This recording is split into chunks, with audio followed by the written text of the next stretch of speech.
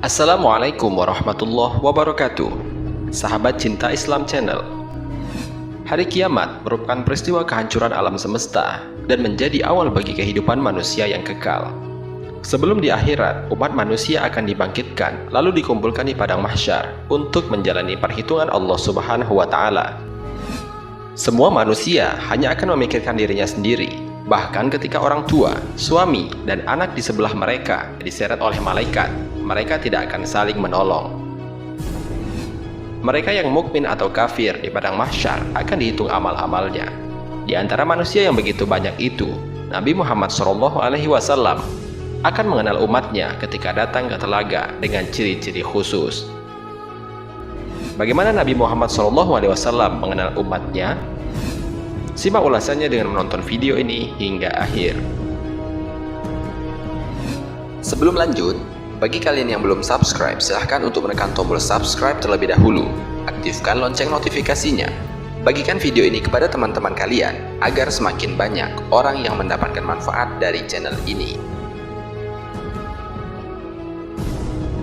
Sahabat Cinta Islam Channel, Allah Subhanahu wa taala berfirman, A'udzubillahi minasyaitonirrajim. Bismillahirrahmanirrahim. Yauma nad'u kullu unasim biimamihim. Ingatlah suatu hari yang di hari itu kami panggil tiap umat dengan pemimpinnya. Al-Quran Surat Al-Isra ayat 71. Ibnu Abi Hatim meriwayatkan, Ibnu Abbas radhiyallahu anhu berkata, pemimpin kebaikan dan pemimpin kesesatan. Anas bin Malik berkata, arti pemimpin adalah nabi setiap umat. Tafsir Ibnu Abi Hatim. Ayat ini menjelaskan bahwa umat manusia pada hari kiamat dipanggil secara berkelompok, dan umat Islam dipanggil pada kelompok yang dipimpin oleh Nabi Muhammad SAW. Dikisahkan bahwa Jibril alaihissalam menyeru, wahai sekalian makhluk, datanglah kamu semua ke tempat perhimpunan yang telah disediakan oleh Allah Subhanahu wa taala. Umat-umat itu datang dalam keadaan satu-satu kelompok.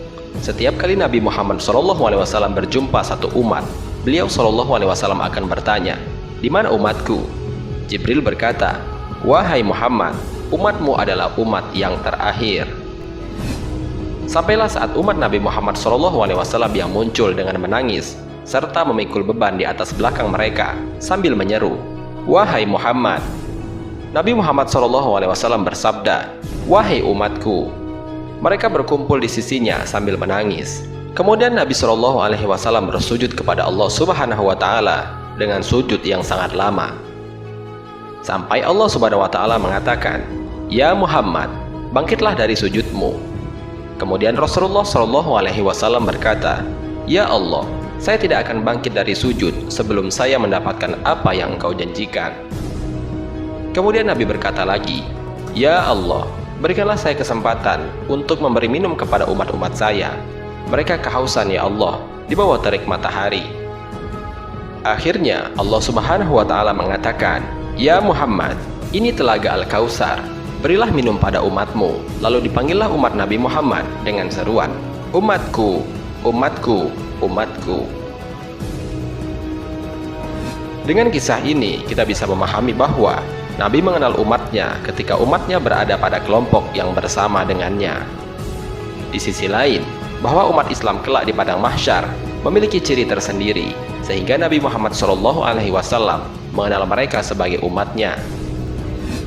Nabi Muhammad SAW menjelaskan dalam sebuah hadis yang berbunyi, "Wadittu anna qad ra'ayna ikhwanana qalu awalasna ikhwanaka ya Rasulullah qala antum ashabi wa ikhwanuna allazi lam ya'tu ba'du faqalu kaifa ta'rifu ma lam ya'ti ba'du min ummatika ya Rasulullah faqala ara'aita law anna rajulan lahu khailun khurrun muhajjalatun baina zahrai khailin duhmin muhmin ala ya'rifu khailah qalu bala ya Rasulullah qala fa innahum ya'tuna khairan muhajjalina minal wudu'i wa ana faratuhum alal haudi."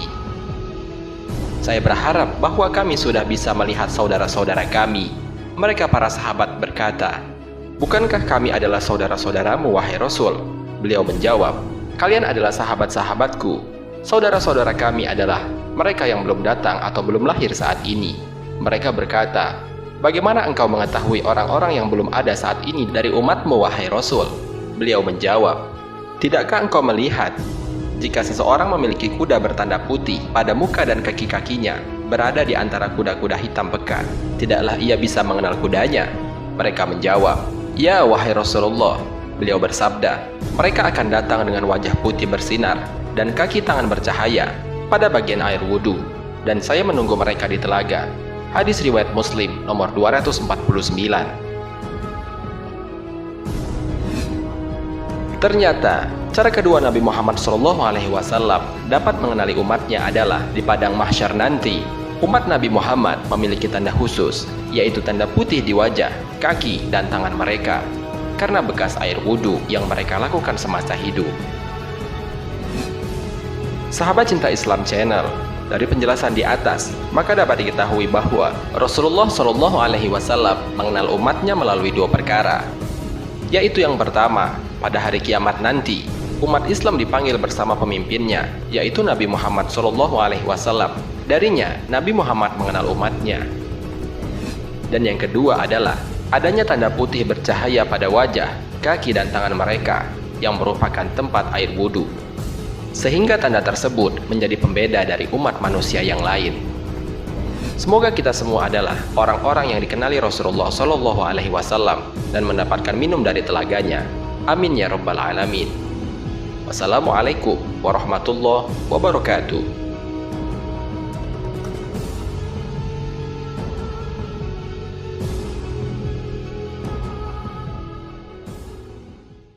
شكرا يا ربي شكرا